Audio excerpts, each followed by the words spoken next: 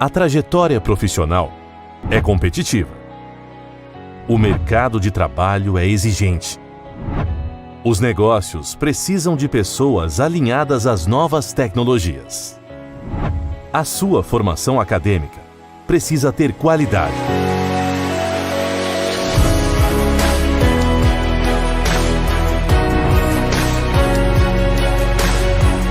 Com mais de 40 laboratórios. Atualizada biblioteca. Docentes renomados. Estacionamento. E um amplo espaço para relacionamento e lazer. A FUMEP, Fundação Municipal de Ensino de Piracicaba, é a garantia de qualidade no ensino, inovações tecnológicas e inserção no mercado profissional. Mantenedora das unidades. EEP, Escola de Engenharia de Piracicaba. Pós-EEP, Centro de Pós-Graduação. Colégio Cotip. ICEP, Centro de Educação Profissionalizante. A FUMEP tem tradição, segurança e inovação como marcas de sua história. Completa, a instituição promove a formação educacional da adolescência à fase adulta, oferecendo 9 cursos de graduação.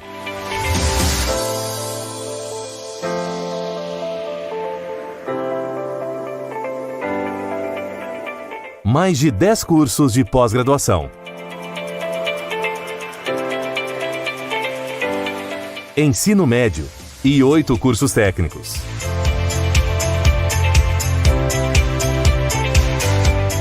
E mais de 20 cursos profissionalizantes. Na FUMEP, o aluno explora o seu curso de forma teórica e prática, garantindo a visão estratégica do negócio. É a eficiência em oferecer cursos referenciados em consonância com a realidade de mercado.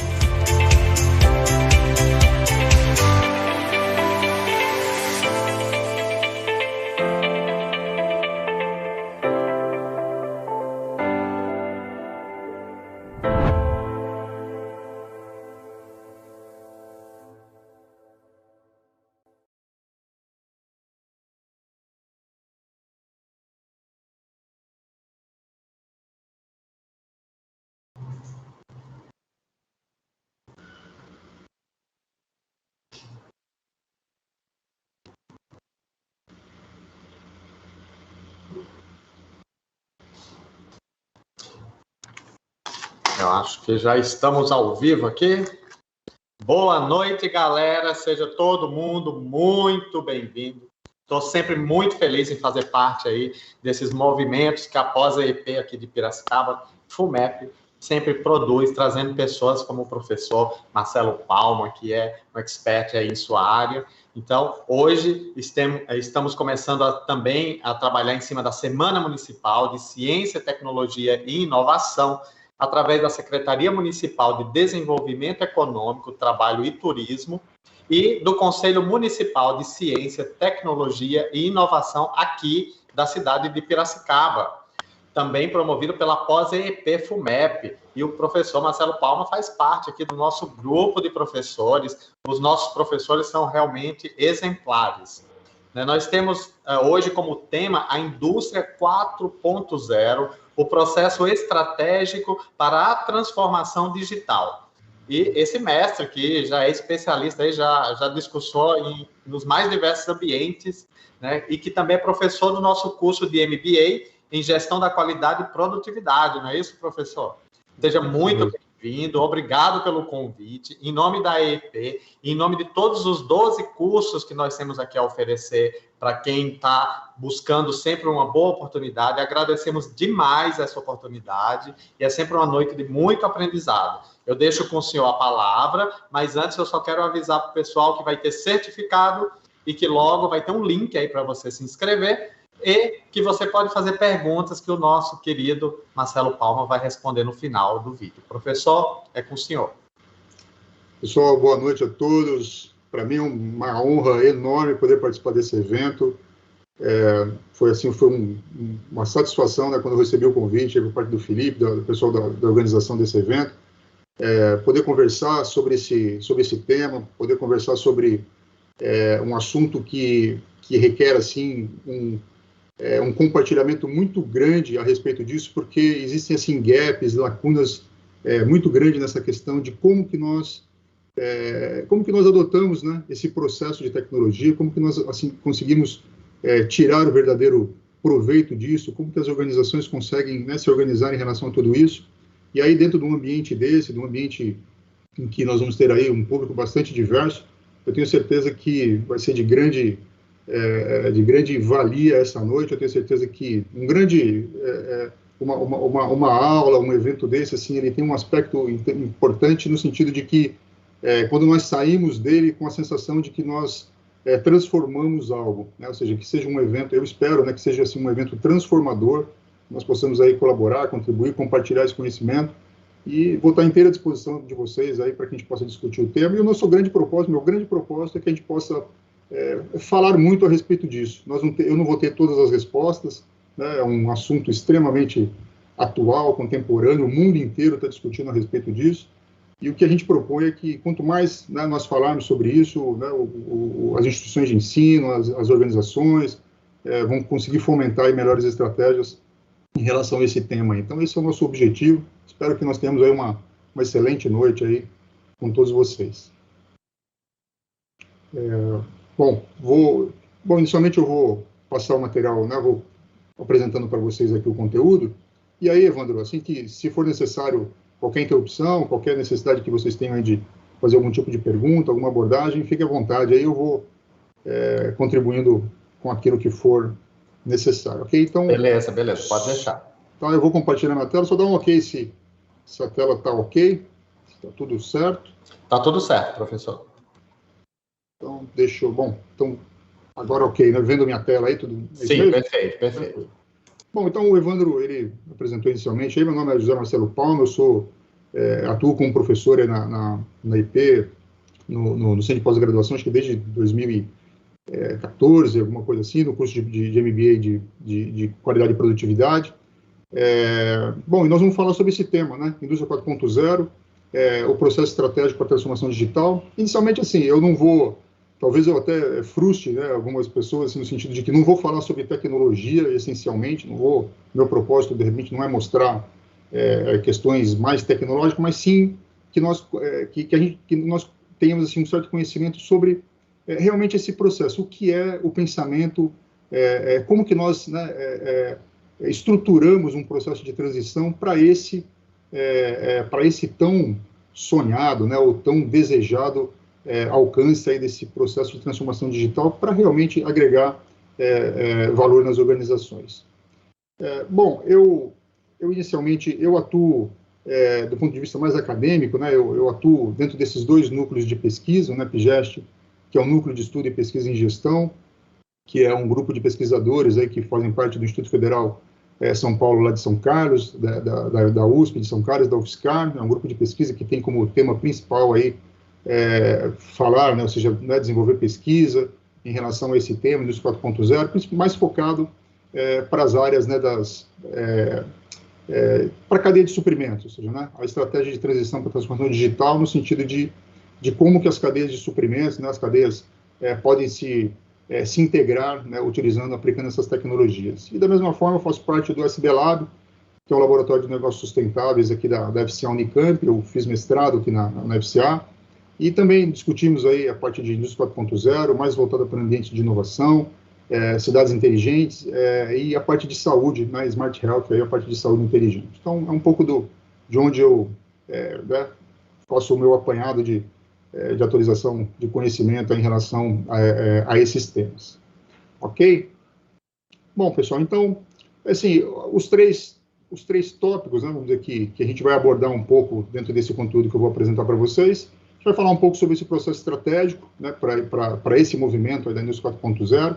Aí nós vamos entender um pouquinho nesse contexto de transformação digital, né, o que é isso, e essa questão da entrega de valor. Como que esses três temas, né, como que essa questão do processo estratégico para a transformação digital pode nos levar a um caminho de entrega de valor, né? Vamos tentar entender o que é alterado, né? Por que as organizações se preocupam tanto com essa questão de transitar, né, para esse processo, né, de transformação digital. Porque quando nós falamos de transformação, né, é mudar a forma, né? Ou seja, então nós estamos assim, mudando a forma como nós atuamos para um ambiente digital. Então, o que seria isso, né? Qual é o benefício que a sociedade tem, que as organizações têm quando nós operamos, né, nesse ambiente? É uma busca aí que é incessante. Então, de certa forma, o que acontece hoje em relação a essa abordagem, esse contexto desse processo estratégico, é que nós vivemos aí um momento meio duplo, assim, né? Algumas organizações que nasceram, né, que historicamente, né, nasceram, vamos dizer assim, num momento mais analógico, né? Ou seja, as empresas mais antigas, e ao mesmo tempo nós convivemos aí com algumas empresas que a gente pode dizer assim, né, que elas estão próximas aí a esse ambiente, a esse movimento 4.0. Então, algumas empresas que, que dentro dos seus processos organizacionais, ou que dentro da sua atuação, né, em relação aos seus clientes, a forma como nós interagimos com essas organizações, então, algumas delas, né, nós podemos destacar aí que elas estão dentro de um ambiente aí mais 4.0. E algumas empresas, por algum motivo, né, ou seja, por características aí, buscam essa transição, ou seja, buscam pular esse abismo, né, ou seja, né, sair do lado ali, né, identificar aquilo que prende elas daquele lado do analógico, vamos dizer assim, e como que elas alcançariam esse outro patamar, né, ou seja, esse outro lado, utilizando, né, todos esses recursos tecnológicos para esse movimento que se chama aí na indústria 4.0. Então, algumas empresas né, quando nós fazemos aquela figura conhecida, né,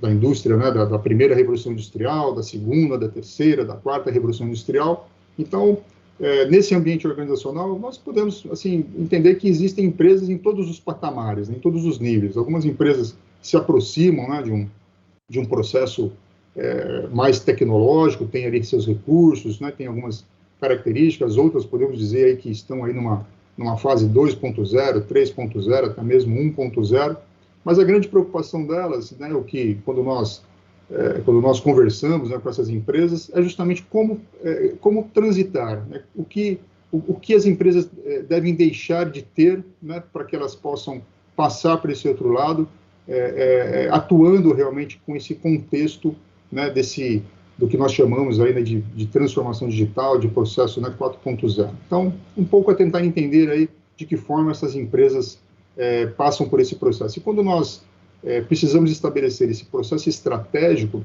é porque nós estamos querendo, de alguma forma, construir o futuro, não é isso? Nós precisamos, de alguma forma, estabelecer, né, através de algumas características, como vai ser esse novo ambiente, né? Como que nós vamos... que ambiente é esse que nós queremos atuar? E aí, essa questão de construir o futuro é sempre um grande desafio. E o nosso amigo Peter Drucker aqui, ele dá uma frase para nós que é bastante inspiradora, né? Ou seja, ele diz lá que a melhor maneira de prever o futuro é criá-lo.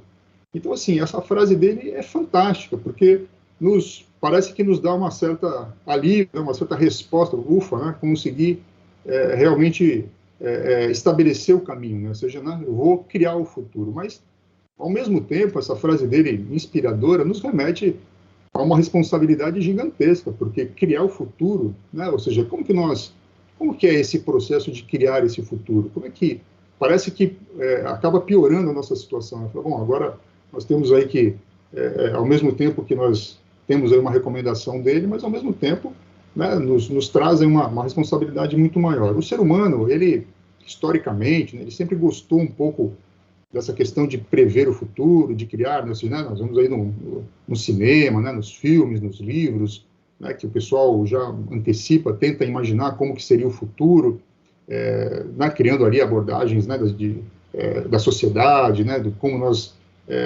das questões de mobilidade, como que nós, né, circularíamos pelas cidades, como que as cidades seriam,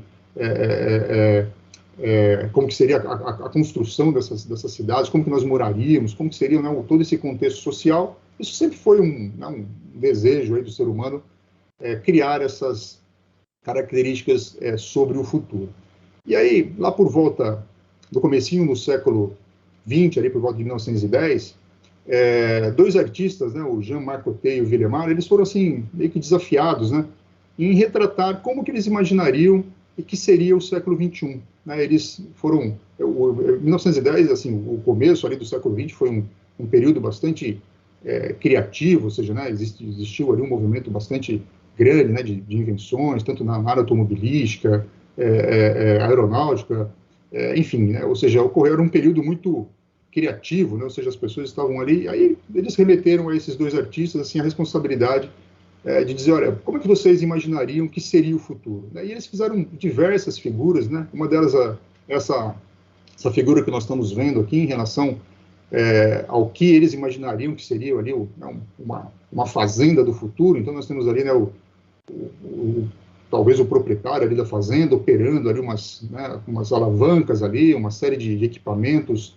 de colheita, de plantio, enfim, né? E aí tem algumas outras bem interessantes também, né, que eles retrataram o futuro. Então nós temos ali um senhor ali, uma pessoa falando numa máquina ali que pelo jeito dela, ele fala aqui e a máquina automaticamente já imprime tudo que ele fala. Nós temos ali um entregador de carta, né, um carteiro ali entregando uma correspondência, né, para uma pessoa numa máquina voadora. Nós temos ali uma escola, né, um centro de conhecimento, vamos dizer assim, um aluno ali, o professor, né, jogando todos os livros ali dentro de uma máquina de conhecimento e os alunos né, recebendo todo esse conhecimento aí automaticamente. A retratação até um pouco daquilo que nós estamos fazendo hoje, né, essas videoconferências aí, né, um pessoal fazendo, né, uma reunião à distância ali com uma senhora, tal. E então esse desejo, né, de estabelecer como as coisas funcionam no futuro sempre foi um desejo. E aí esses dois artistas eles retrataram isso de uma forma bastante interessante. Só que ao mesmo tempo essas figuras aqui elas nos chamam a atenção assim por algumas características, assim. Eu não sei se no chat aí, Evandro, o pessoal, assim, o que tem de interessante nessa sua, o que poderia chamar a nossa atenção em relação a... Oi, professor, o senhor me escuta? No chat eu não sei, mas eu gostaria muito da máquina do tempo aí, do conhecimento. Colocar todos os livros, né? Eu gostaria muito desse negócio aí, hein? Essa realmente é perfeita, assim, né? Nós teríamos, assim, imagina a potencialidade, né, da humanidade quanto a conseguir adquirir todo esse conhecimento. Mas tem alguma coisa que nos chama a atenção em relação a tudo isso? Assim, o que vocês conseguem... O que essas figuras nos trazem, assim, algumas coisas curiosas? Alguém? Bom, vamos lá. Olha só, é interessante que eles retrataram, né, o futuro, só que mantendo todas as características do presente. Ou seja, né, muitas vezes nós pensamos em tecnologia, mas nós inserimos essa tecnologia num ambiente do nosso próprio presente. Então, muitas vezes, esse é um dos problemas dessa questão da construção estratégica em relação à transformação digital. Então, assim, nós temos muitas tecnologias, né, então ele tem lá uma máquina voadora, ele tem uma videoconferência, mas a gente pode perceber que aqui atrás do carteiro, aqui, né, ou seja, né, a própria construção da cidade se manteve, as vestimentas, né, as roupas das pessoas, os modelos, ou seja, então nós inserimos tecnologia, só que nós enxergamos somente o nosso presente, certo?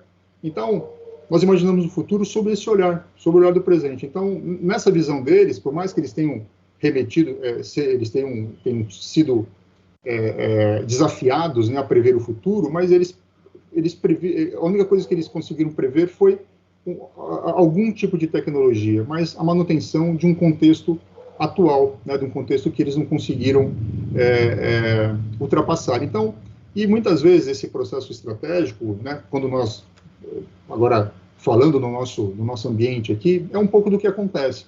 Então, assim, as tecnologias existem, elas estão disponíveis, mas nós tentamos inseri-las dentro de um contexto atual, mantendo as nossas próprias, o modelo organizacional, a forma como nós nos relacionamos com os nossos clientes, a forma como nós nos relacionamos com os nossos funcionários, Então, é exatamente esse processo de transformação que é o que realmente vai gerar valor para as organizações. E é um pouco do que a gente vai ver e tratar um pouco nessa nossa conversa. Então, se nós olharmos, né, para a indústria automobilística, nós poderíamos até questionar, ou seja, né, qual será o sistema de mobilidade que vai trazer uma nova ordem social para nós? Ou seja, né, então, se nós pensarmos num veículo conectado, né, um veículo que tem ali um certo grau de conexão, isso é conectado, a gente entra dentro dele lá com o nosso smartphone e ele se conecte, ou ele tem um certo grau ali de capacidade de conversar com alguns outros veículos e tal.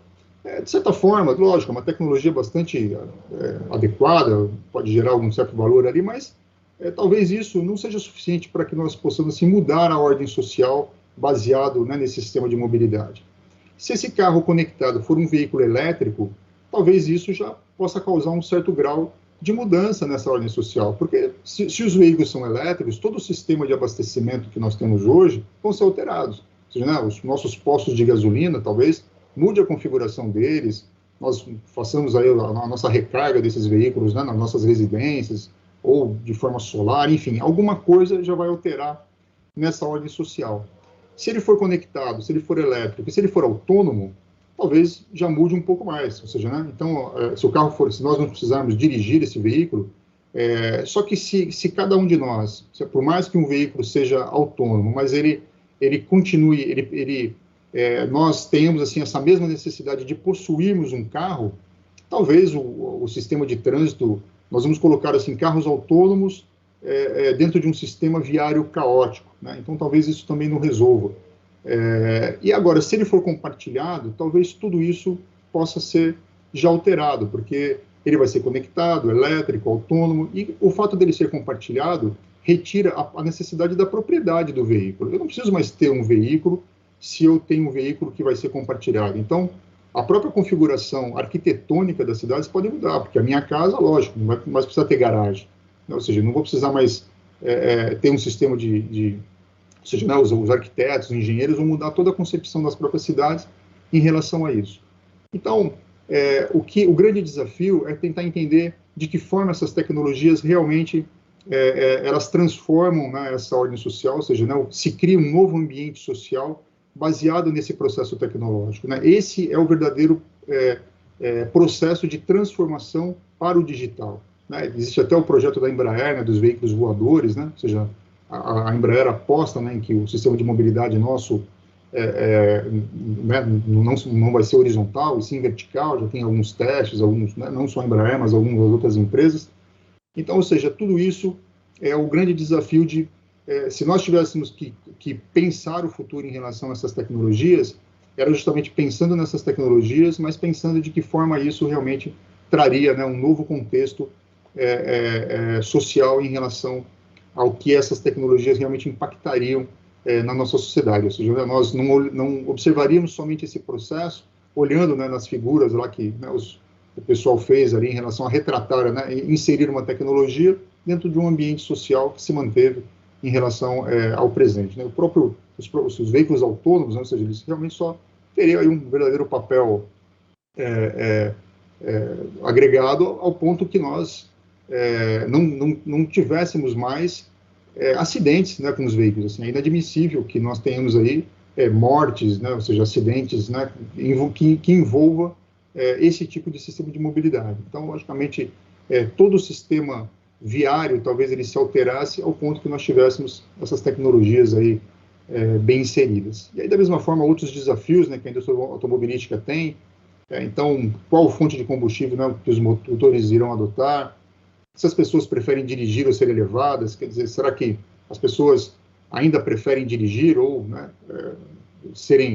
ter um sistema viário, né, um sistema de mobilidade que realmente levem essas pessoas para um determinado lugar? Qual o nível de controle desejado nesses veículos autônomos, ou seja, né, qual o nível de automação que nós vamos ter em relação a esses veículos, né, uma automação nível 5, total, ou um nível menor, ou seja, né, então, tudo isso são características que nós temos assim que entender para que nós possamos realmente pensar nas estratégias que nos levem, né, ou seja, a essas tecnologias num novo ambiente social e organizacional. Tudo bem? Tranquilo aí, Evandro? Tudo certo, professor. Aproveito aqui para falar que a FUMEP fez 54 anos ontem, professor. Então, esse tema aí de tecnologia, nós já, toda a instituição ela é bem experiente, né? Ela vem aí se modificando ano após ano e a gente também está muito antenado a essas mudanças. E o senhor falou de uma coisa muito interessante, das relações horizontais. Eu acredito muito nisso. Acho que é um futuro bem próximo, né? Sem dúvida.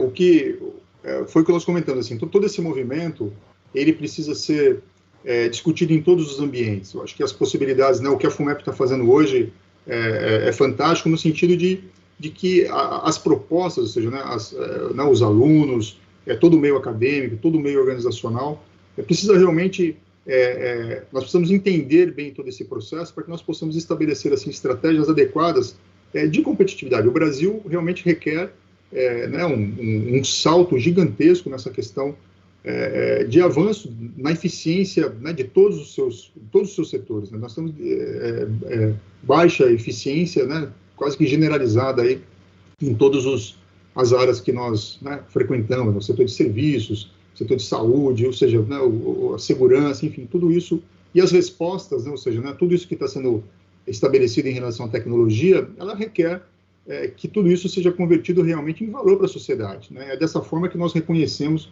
e aí ter profissionais, né, preparados para que nós possamos dar essas soluções, acho que esse é o grande passo, e é o que a FUMEP realmente está contribuindo com esse evento, com essa semana, né, para nós discutirmos a respeito disso tudo, né, desses assuntos. Acho que isso é muito válido, muito bom. Bom, vamos lá.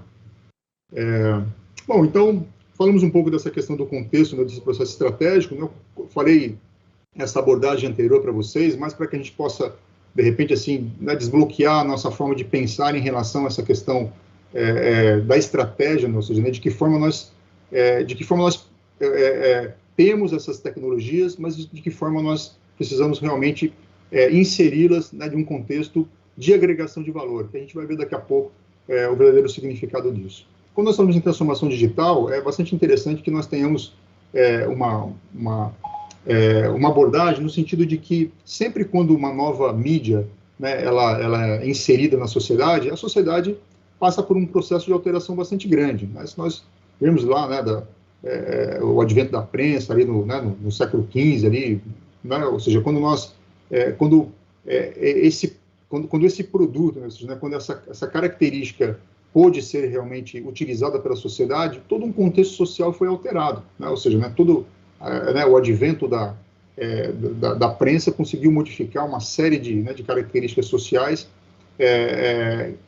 por conta justamente da aplicação da possibilidade de nós termos uma informação, né, muito mais pulverizada. As pessoas passaram a ter, né, muito mais conhecimento disponível em relação ao que elas tinham anteriormente, né, quando nós tínhamos ali uma capacidade, uma possibilidade, né, de divulgar, né, ou seja, de ter livros em maior volume, impressos, ou seja, né, informações que pudessem realmente ser utilizados por toda a sociedade. Aí nós levamos aí cerca de 560 anos para que esse processo todo, né, de transformar toda essa informação analógica, né, ou seja, em digital, para que esse processo, né, de transformação, ou seja, esses mecanismos digitais hoje, pudessem realmente modificar a forma como a sociedade se comporta em relação à questão da informação, de como ela interage com esse processo de informação, como é que ela consegue realmente ter um processo participativo, né, e atualizado em relação às informações que ela tem.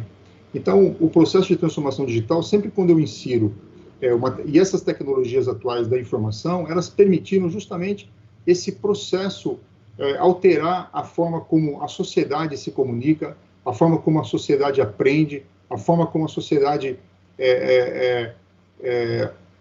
como ela divulga suas experiências, não é isso? Ou seja, cada vez que eu tenho uma experiência, cada vez que eu frequento um hotel, cada vez que eu como num restaurante, cada vez que eu vou em algum lugar, eu tenho a possibilidade, né, de compartilhar essa minha experiência de uma forma muito mais intensa do que antes disso. Ou seja, então, todo esse processo de transformação digital, todo esse processo que a sociedade está passando hoje é proveniente né, da inserção de uma nova mídia. Ou seja, essas tecnologias permitiram que realmente, né, a nossa, vamos dizer assim, a nossa placa-mãe da sociedade pudesse ter sido alterada, né, e nós aí temos aí uma possibilidade muito maior de interação em relação a coisas que nós experimentamos, que nós gostamos, e o nível de informação que nós temos disponível.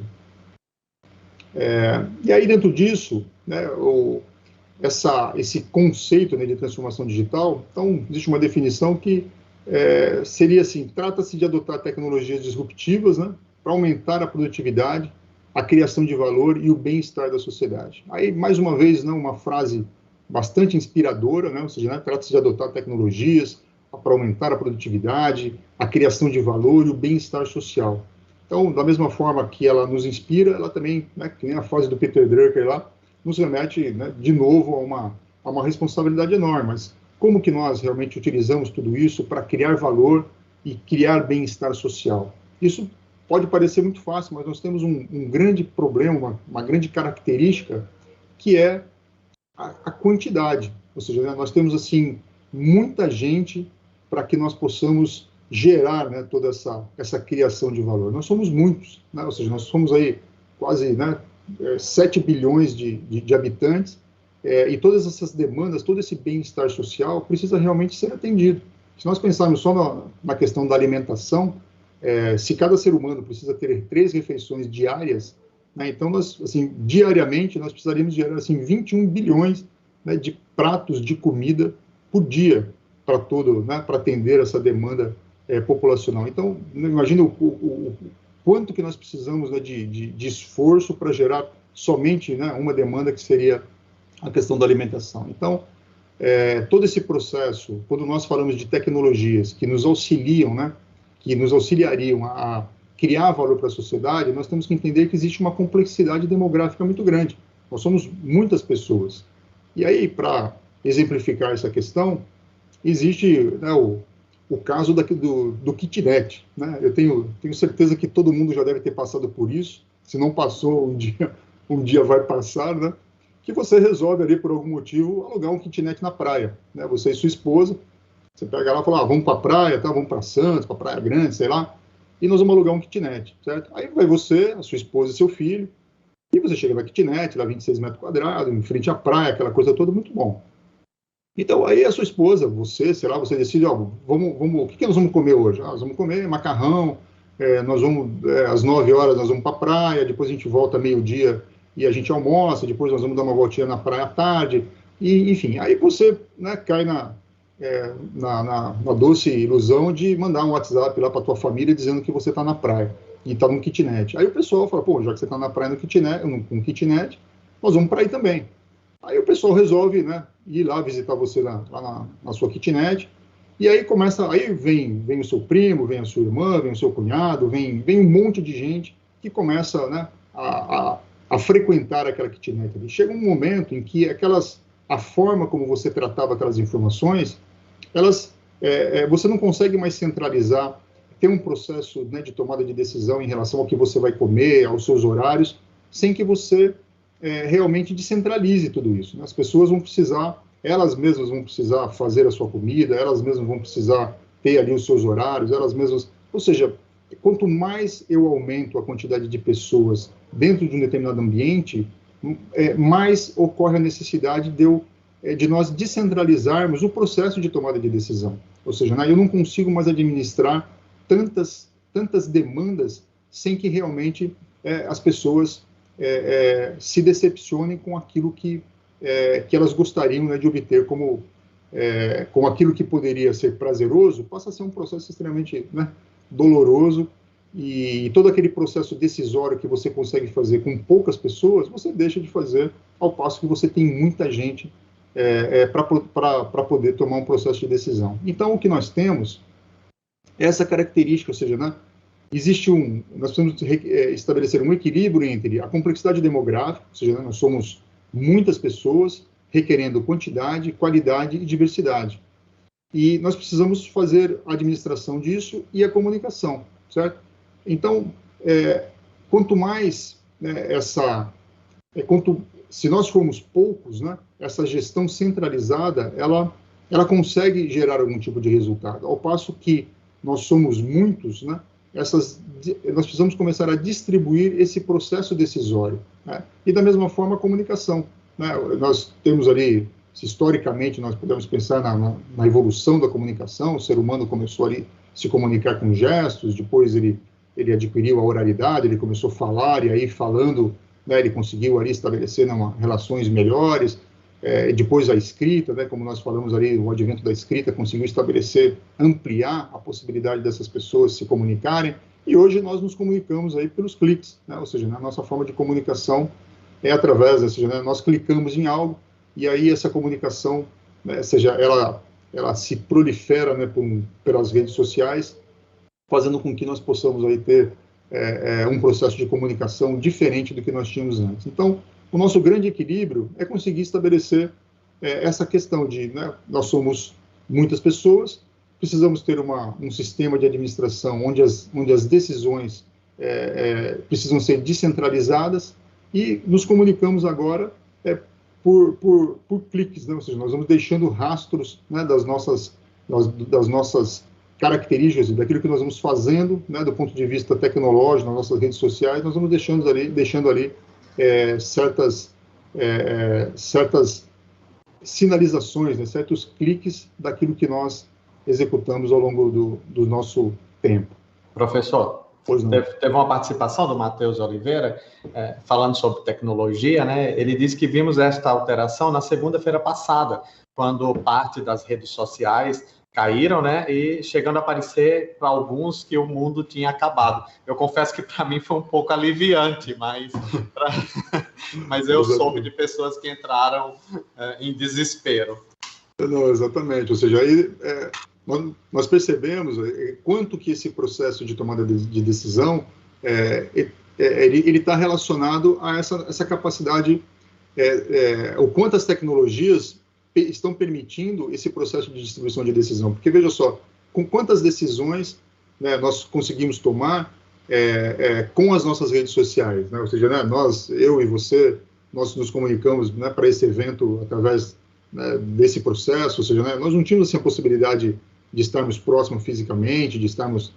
Então, a tecnologia ela vem justamente dentro de um processo em que nós precisamos, de alguma forma, esse processo de transformação digital permite justamente que nós tenhamos aí processo de tomada de decisão muito mais descentralizados. É isso que, ou seja, né, a sociedade vai participar muito mais desse processo de tomada de decisão, ao passo que as tecnologias permitem que elas façam isso. Ou seja, né, nós conseguimos aí dizer, né, nós conseguimos influenciar um determinado consumo baseado, né, nos nossos cliques. Né? A minha rede social, nós podemos fechar um restaurante, nós podemos aumentar as vendas de uma loja, nós podemos demitir um funcionário do Uber, ou seja, nós conseguimos, né, se você, através de um clique, qual é a organização, vamos dizer assim, a organização que não está no modelo Uber, né, que nós, clientes, assim, conseguimos, assim,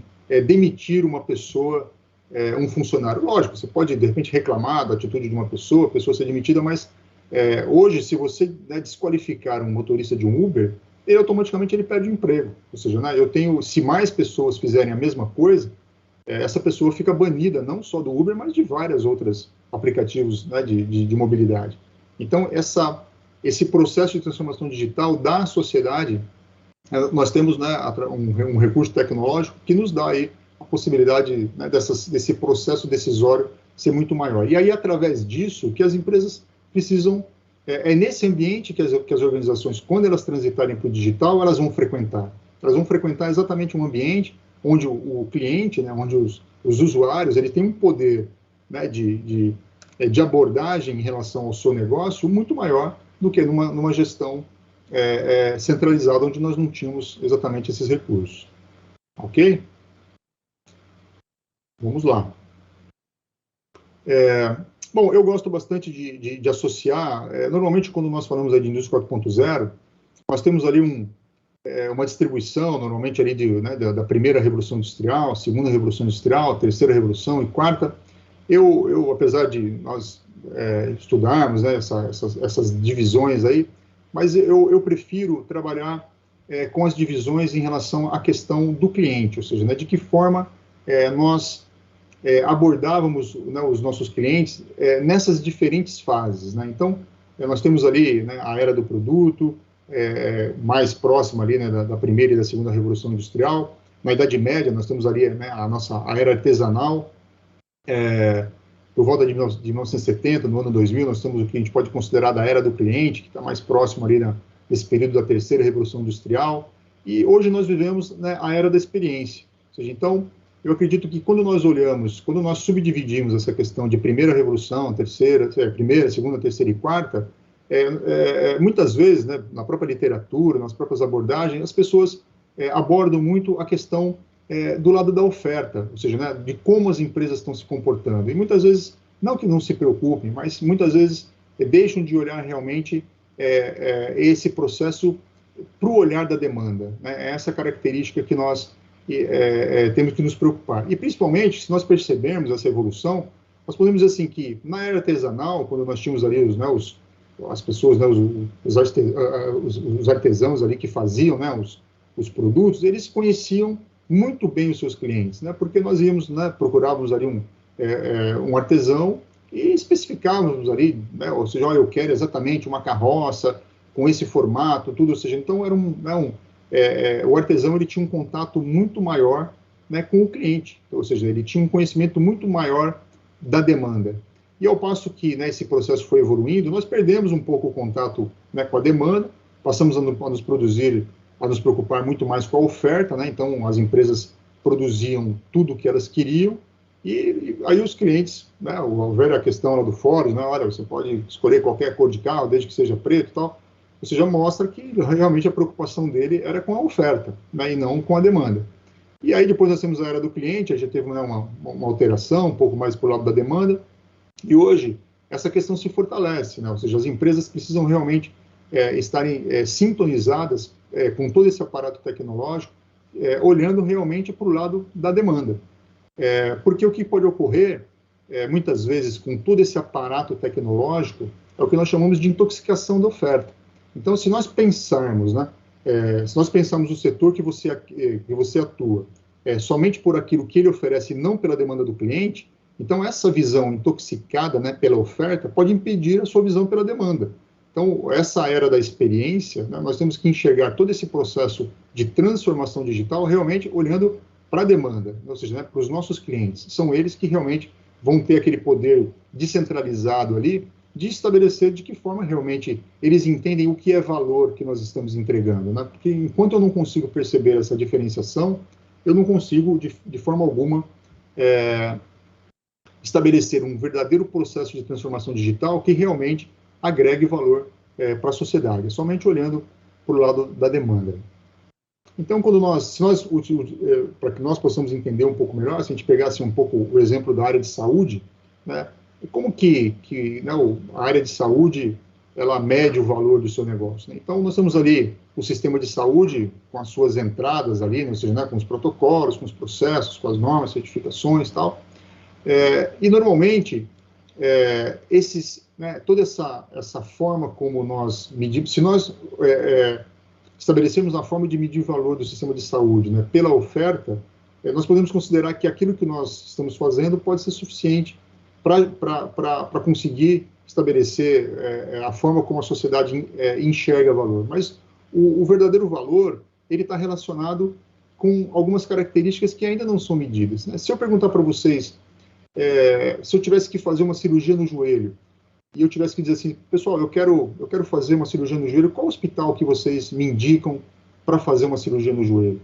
Qual o melhor hospital para fazer uma cirurgia no joelho? Como que eu tenho essas informações? Assim, como que eu consigo acessar algum lugar, alguma coisa que eu, como cliente, poderia dizer assim, olha, o melhor hospital para se fazer uma cirurgia no joelho, sei lá, é o Hospital X, lá em Ribeirão Preto, lá em Limeira, lá em Piracicaba, ou seja, essa informação, ou seja, o sistema de saúde, estou dando como exemplo, lógico, pessoal, né, todos os sistemas aí, vários outros modelos de negócio também carecem dessa questão de como nós realmente conseguimos ou não conseguimos medir valor, né? Ou seja, porque para nós, valor no sistema de saúde estaria relacionado com essas questões do nível de informação que eu poderia ter em relação, né, a um sistema de saúde que hoje eu não consigo obter.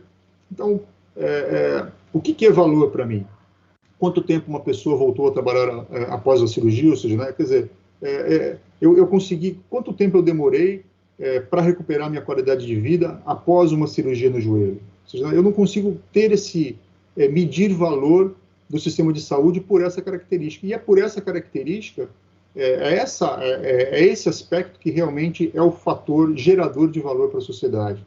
Né? Após uma cirurgia de ablação da mama, assim, a mulher recuperou a autoestima, o homem voltou a ter uma ereção após uma cirurgia de prostatectomia, ou seja, essas informações, ou seja, né, a respeito do sistema de saúde, nós não temos. E é isso que realmente mede valor. É essas características que realmente poderiam ser associadas à geração de valor para um determinado negócio. E as tecnologias, elas permitiriam que nós avançássemos em relação a como que nós realmente conseguimos entender se nós estamos entregando valor para a sociedade através desse tipo de resposta.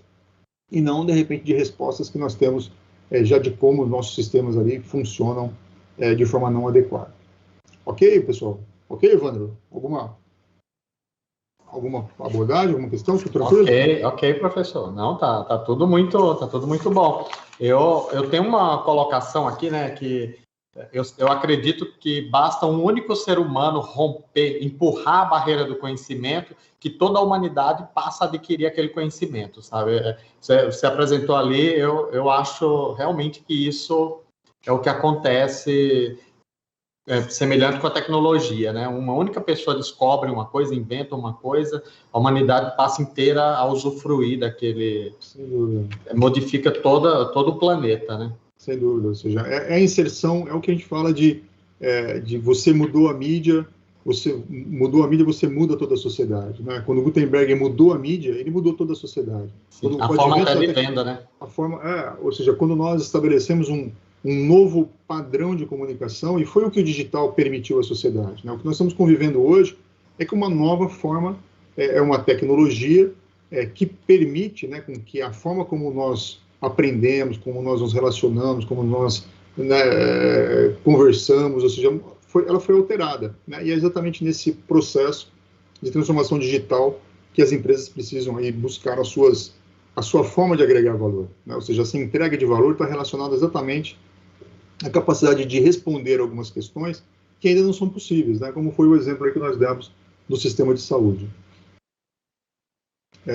Bom, então, essa questão da entrega de valor é exatamente isso. O que esse processo de transformação digital permite? Permite criar valor nas novas fronteiras do negócio, ou seja, então, o valor, o processo de transformação digital, as tecnologias, elas fazem com que a sua organização expanda as suas fronteiras, né? Aquilo que eu conseguia enxergar do meu cliente, aquilo que eu conseguia ter como informação, aquilo que realmente aquela percepção de valor distorcido, como eu mostrei para vocês, ou seja, né, de repente, para nós, da organização, aquilo que representa valor não é o que representa valor para o cliente. O que representa valor para o cliente são as características realmente que interessam a ele, né, para um processo de tomada de decisão.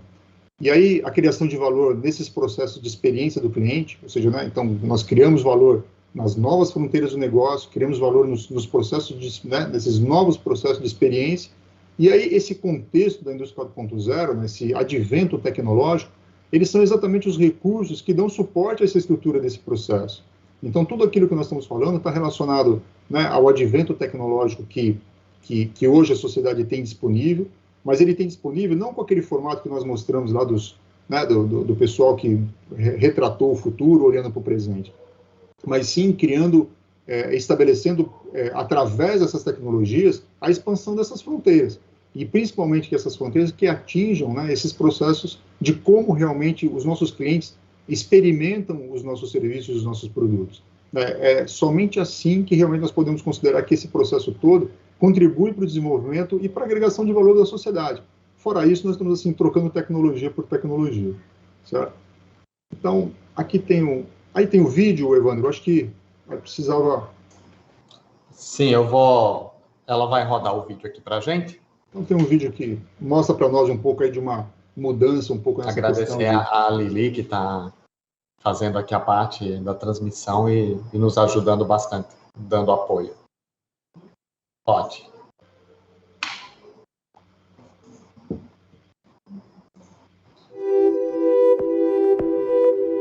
Há alguns estudiosos que dizem que o que diferencia mesmo os homens do resto dos animais é o potencial de fazer arte.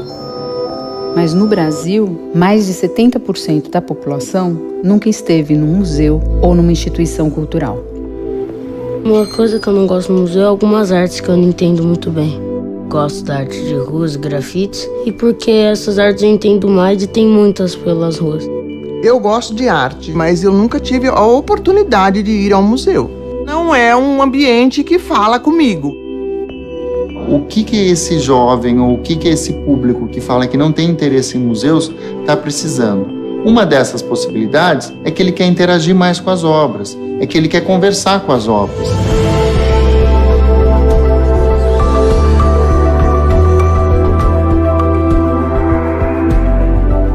O grande desafio para nós era relacionar a inteligência artificial com a arte. Porque normalmente em museu você encontra o quê? Aquele rádiozinho que você vai ouvindo. Você não interage de fato. Aqui não. A IBM e a Pinacoteca estão usando a inteligência artificial do Watson para que você possa, literalmente, conversar com as obras de arte. Perguntar qualquer coisa, do jeito que quiser, e ter uma resposta sobre aquela obra. Então, a gente criou uma aplicação com todo o poder cognitivo do Watson. A partir de uma seleção de obras da Pinacoteca, junto com educadores e curadores, ensinamos sobre arte brasileira para que ele responda sobre detalhes, história, contexto e até a relação com assuntos do dia a dia.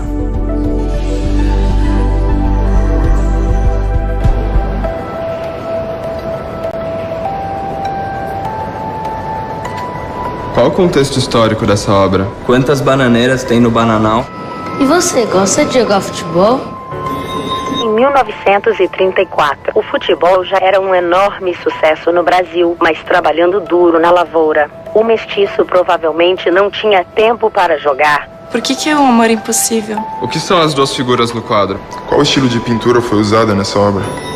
O Bananal é uma mistura de dois estilos. O expressionismo é visto nas distorções da figura humana e o cubismo no paredão de folhas. Eu acho super válido conversar com essa arte de uma forma direta, podendo fazer perguntas totalmente malucas, não tendo vergonha das perguntas que ela pode colocar. Quantos anos ele tem? Essa obra é de 1967. Se estivesse vivo, esse porco teria 50 anos e seria o porco mais velho do mundo. De quem você tem saudade?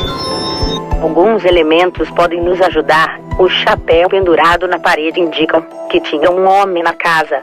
A foto em suas mãos, as lágrimas em seu rosto e as roupas pretas nos levam a crer que esse homem morreu.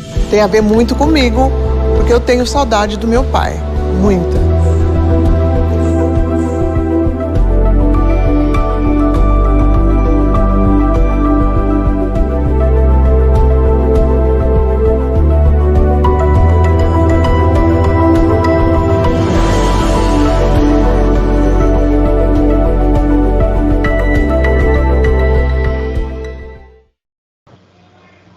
Beleza, eu acho que agora foi. Muito obrigado, Lili, pela ajuda aí, professor. Pode continuar.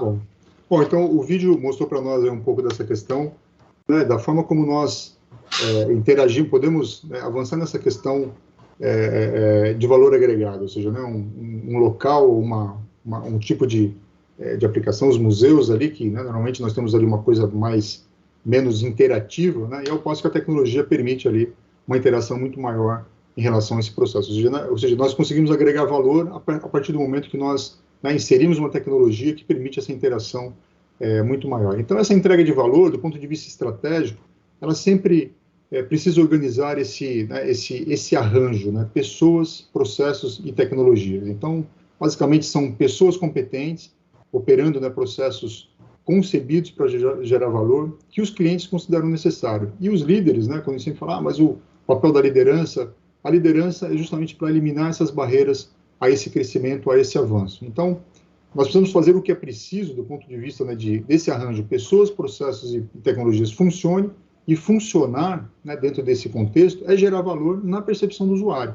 Então, esse apanhado, né, de tecnologia, ele tem que fazer com que, né, essa tríade, né, pessoas, processos e tecnologia, realmente eles se organizem, né, ou seja, o nosso processo estratégico é justamente para organizar, né, essas características, né, as pessoas, os processos, as tecnologias, para que nós possamos agregar valor. E, logicamente, todo um mecanismo de liderança para conseguir tirar da nossa frente aí aquilo que seria um obstáculo para o crescimento das organizações. Então, falando um pouco sobre a indústria 4.0, essa definição de indústria 4.0 eu acho interessante, porque ela diz, né, que a indústria 4.0 é um termo coletivo para as tecnologias, né, e os conceitos de organização da cadeia de valor. É um pouco do que eu comentei aqui, né, o foco da nossa pesquisa, né, nos grupos de pesquisa, ou seja, né, como que essas cadeias de valores, como que essas tecnologias, uma vez utilizadas, elas conseguem realmente organizar todo esse processo, né, de integração e de sincronização dessas cadeias de valores que fazem parte, a grande parte das empresas aí.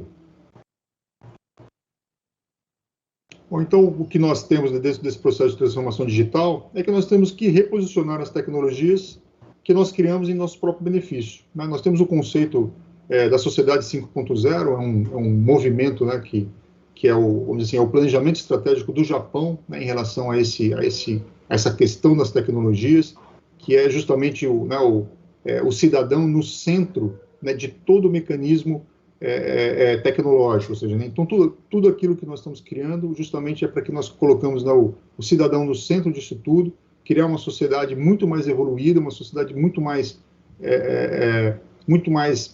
produtiva, eficiente, ou seja, as tecnologias, né, favorecendo, né, o desenvolvimento e o benefício social de todo um país.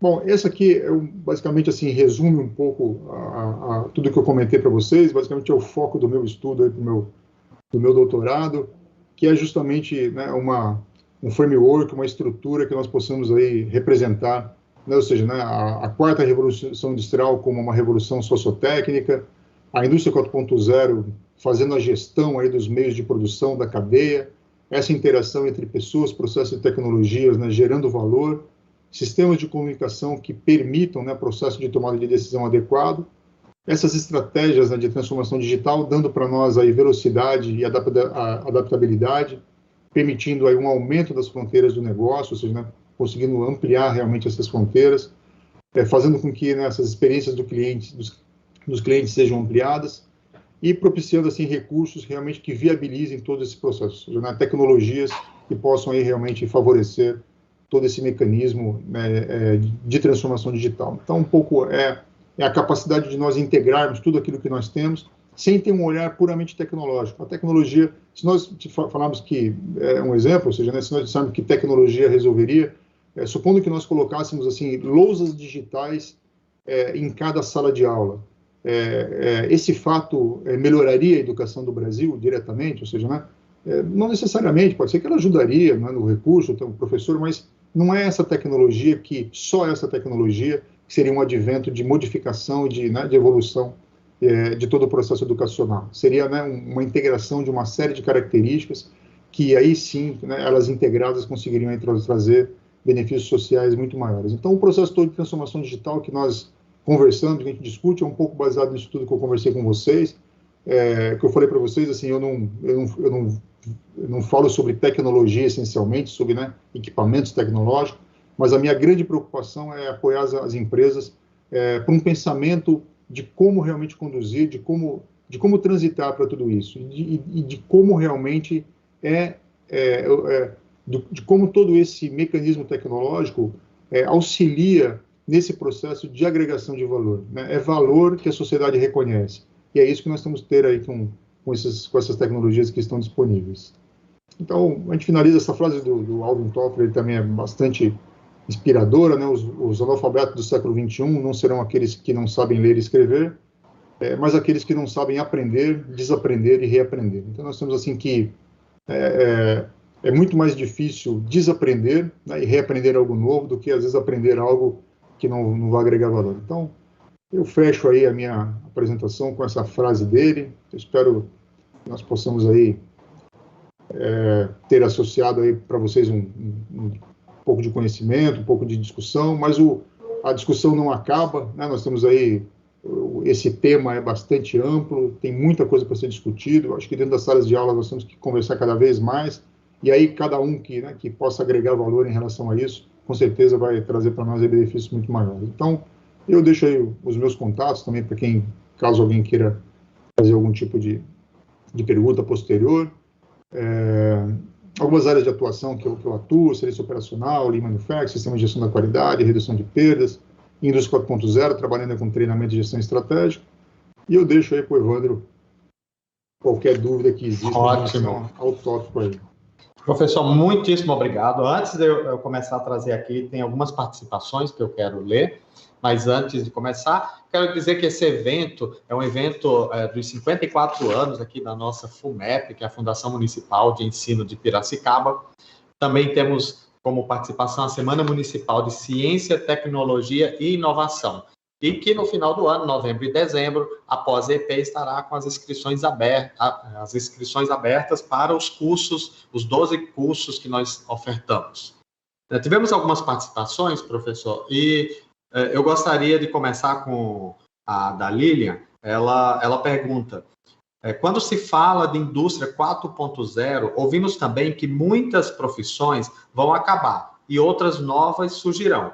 Como as entidades educacionais enxergam isso e como estão se preparando para o futuro? Bom, essa é a pergunta sempre recorrente, né, dessa questão do que todo esse processo, do que todo esse movimento realmente vai ter em relação às profissões. Eu acho que se nós olharmos assim para todo o processo de evolução da humanidade, todo o advento, né, se nós falarmos ali nas revoluções industriais, no próprio processo, né, de evolução da humanidade, sempre quando acontece, a sociedade passa por uma modificação, as coisas se alteram. Então, assim, é claro que muitas profissões, por conta da tecnologia, elas vão ser extintas. Eu acredito que, eu sempre, às vezes eu brinco... Outras tantas surgem também, né? Exatamente, ou seja, exatamente. Quando às vezes eu converso com o pessoal, e o pessoal, eu digo, né, se nós tivéssemos, assim, o sindicato das máquinas, eu acho que assim, as máquinas estariam, assim, mais reivindicando que nós, humanos, né, realizamos o trabalho delas do que elas o nosso trabalho, porque realmente, assim, algumas atividades não são feitas para o ser humano, né? Quando nós estivemos aqui, apesar de, lógico, nós temos que reconhecer todo o impacto social que muitas vezes todas essas tecnologias causam, mas a mecanização da cana, atividades insalubres, ou seja, lógico, isso tudo a tecnologia tem que substituir, porque o grande problema, às vezes quando a gente faz algum tipo de diagnóstico nas empresas em relação a essa questão de aplicação de tecnologias, um passo é exatamente esse, ou seja, identificar o que tem de trabalho de máquina e o que tem de trabalho humano. Então, assim, as máquinas, a tecnologia, elas vão realmente substituir aquilo que não deveria ser trabalho humano. E, ao mesmo tempo, vão surgir outras. Então, o que se pensa em relação a essa questão é que nós temos que nos preocupar muito mais com o que nós, seres humanos, faremos. Qual é o nosso papel dentro da humanidade, nesse caso, toda essa tecnologia substituir, né? Se nós não precisarmos mais dirigir, se nós não precisarmos mais pilotar avião, se nós não precisarmos mais operar máquinas, o que nós vamos fazer? Existe um movimento de pensamento em relação a essa questão, né? Qual seria o verdadeiro papel do ser humano a partir do momento que você não precisa mais assumir o papel da máquina, né? Pode parecer uma coisa meio distante, meio longa aí e tal, mas de longo prazo. Agora, por outro lado, muitas profissões vão surgir. Eu acho que nós estamos percebendo aí, existe uma carência gigantesca de profissionais na área de tecnologia.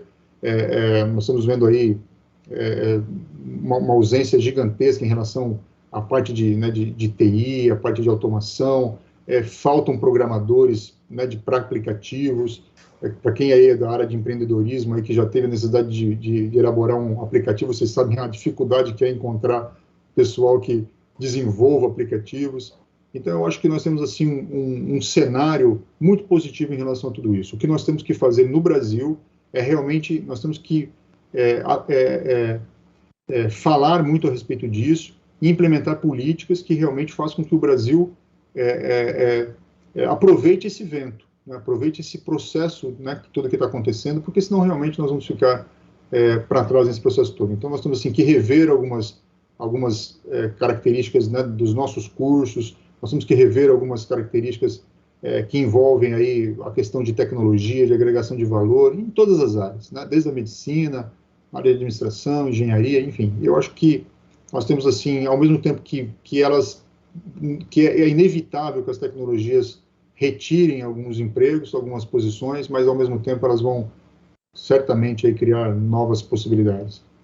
Eu acredito nisso, professor, como empreendedor, e eu trabalho bastante o senhor citou empreendedorismo, eu acredito nisso, que as novas oportunidades, elas são mais atuantes do que o que está se deixando de ter, né? Está surgindo muito mais oportunidade. Professor, tem o Matheus Oliveira, né? Ele comentou que isso está refletindo nos nossos clientes, as empresas hoje que não valorizam a qualidade está atrasada em relação à concorrência. Em seguida, tem uma pergunta dele, né? Como encontrar a inovação mais adequada para a indústria 4.0? Acho que a inovação mais adequada tem que estar sempre relacionada com aquela abordagem que eu comentei, do olhar para a demanda. Nós temos que olhar para os nossos clientes, ou seja, né, nós temos que olhar de que forma realmente nós podemos agregar valor para as pessoas que vão experimentar o meu produto. Então, assim, a inovação mais adequada é o quanto realmente eu expando, né, a minha fronteira, porque se nós pensarmos nas organizações hoje, muitas organizações elas têm uma dificuldade gigantesca em se relacionar, né, em ouvir o cliente, em conseguir realmente estabelecer, né, como que o meu cliente está experimentando o meu produto. Como é que eu sei, né, se ele gostou, se ele não gostou, qual é a forma como eu realmente me relaciono.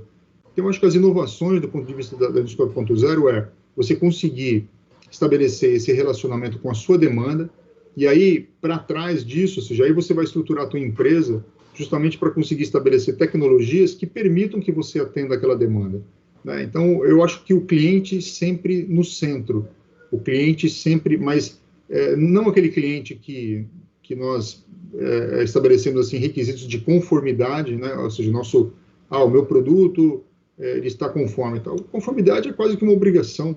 Ou seja, a conformidade o meu produto... É como ética, né? Exatamente. Ninguém tem privilégio nenhum em ser ético. A minha empresa... É obrigação. Obrigação.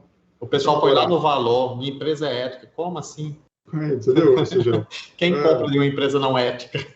Então, eu acho que o grande passo nós temos assim, o processo, né, de pensar a respeito das organizações com um olhar, ou seja, as tecnologias elas permitiram que nós possamos assim, nos aproximar muito mais da demanda.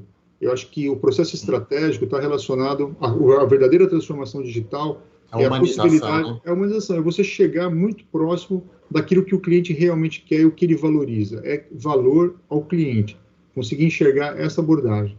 E porque muitas vezes nós olhamos valor para aquilo que nós entendemos que é valor interno para a nossa empresa. E não é. A tecnologia, o processo de transformação digital, ele acaba aí incluindo uma extensão disso, nessa questão da experiência e da demanda daquilo que a gente vai gerar valor realmente para essa demanda. Eu acho que a grande inovação está aí. O Matheus, ele continua perguntando, né, como o Brasil está se preparando para receber essa transformação. Olha, eu acho que nós temos assim que avançar muito. Eu acho que em relação a políticas públicas, no sentido as questões educacionais, ou seja, nós temos assim que é comum nós muitas vezes irmos aí alguns, né, em cursos e tal e perguntar para o pessoal quem sabe o que é indústria 4.0, quem sabe o que é transformação digital, dê uma definição. Muitas vezes, né, os nossos modelos ainda estão presos num modelo um pouco anterior. Eu acho que o Brasil tem grandes oportunidades, tem grandes setores, só que nós precisamos assim conversar muito mais a respeito disso. Nós precisamos assim esse advento, né, ou seja, aproveitar muito mais essa questão, nos organizando, tendo, né, grupos de discussão a respeito disso, fomentando políticas, estabelecendo, né, modelos educacionais que realmente se aproximem dessa questão tecnológica, que crie realmente um ambiente de inovação, requerido pelas organizações, ou seja, né, esse ambiente de inovação, não no sentido de inovação somente de produtos, mas de inovação da forma como nós pensamos, como que nós nos relacionamos com a sociedade, né? Ou seja, é o papel das organizações em relação à sociedade. Quando eu falo organização, todas elas, né? Ou seja, como que realmente uma instituição de ensino agrega valor para a sociedade? Como que realmente um setor de saúde agrega valor para a sociedade? Eu acho que o Brasil precisa estabelecer políticas aí em todos os setores. Temos alguns avanços, acho que, né, isso demonstra alguns avanços, mas temos muito a caminhar em relação a isso aí ainda. Eu acho que esse é o desafio. Eu tenho uma pergunta, professor. Pois não. Com relação à tecnologia, né? Muito se fala da tecnologia e a gente sempre olha como sendo uma coisa boa, né?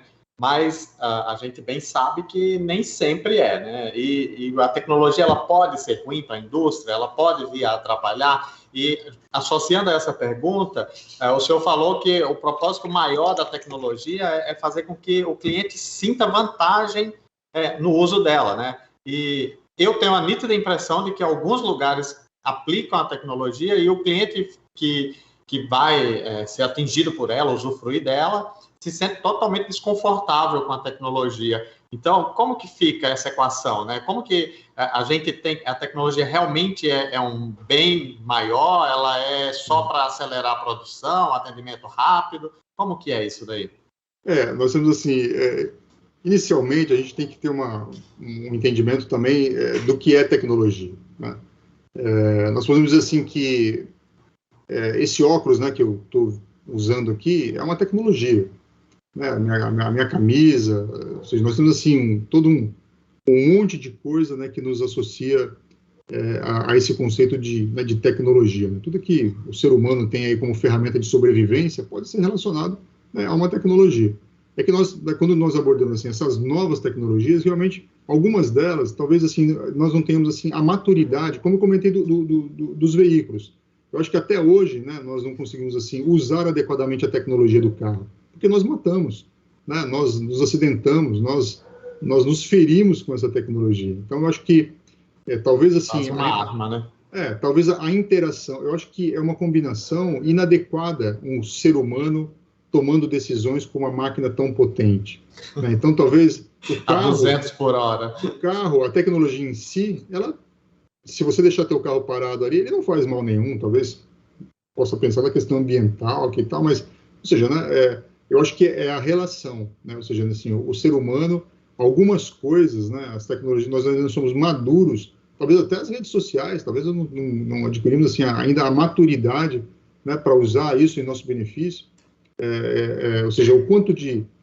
eu não me recordo de quem é a frase, né? Mas assim, uma vez num seminário, então a pessoa comentou essa percepção assim, bom, se todo o conteúdo relevante da internet dependesse de você, quanto de conteúdo relevante a internet teria? Né? Então, a gente vai dormir pensando, meu Deus, né? Minha culpa. Que culpa é essa? Então, eu acho que o grande processo está relacionado à forma como nós usamos, a forma como essas tecnologias são aplicadas, e muitas vezes, né, dizer uma tecnologia vai resolver tudo, ela não resolve. Como eu comentei, vamos colocar lousa digital nas escolas e a educação vai melhorar. Não vai. Não é a tecnologia que vai... A tecnologia em si que vai resolver. É uma interação entre, né, o ser humano, entre os sistemas sociais, que vão realmente gerar algum benefício. Ótimo. Professor, tem uma galera aqui parabenizando e agradecendo. É o Matheus Oliveira, a Lília, o Cleiton, né? E tem uma pergunta do... Eu peço perdão se eu errar o nome, mas eu acho que é a Dib Gabriel Correia.